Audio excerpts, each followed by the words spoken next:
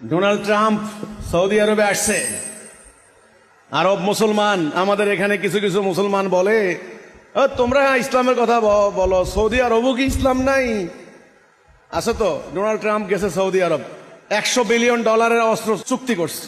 কাতারের আমির সাহেব 300 কোটি নাকি $30 কোটি মূল্যের বিমান, পৃথিবীর অন্যতম অভিজাত বিমান উপহার দিছে। শুনেন, বিমান উপহার দিছে, মারাত্মক ব্যাপার স্যাপার।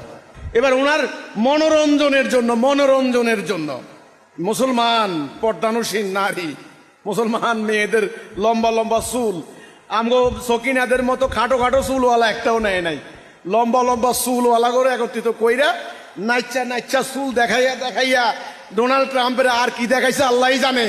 চুল দেখাইয়া ডোনাল্ড ট্রাম্পের মনোযোগ আকর্ষণ করাইলা, আর আমার মেয়েদের মাথার চুল দেখা যায়। এটার জন্য আমাদেরকে কত গালি, কত কিছু কইলা। ওই সমস্ত ফতুয়াবাজরা এখন কোথায়? এখন কিছু কইতে মন চায় না? এখন বলো না কেন? ওরা জানে সৌদির বিরুদ্ধে কিছু বলে একেবারে মাদ্রাসাও বন্ধ, মসজিদও বন্ধ।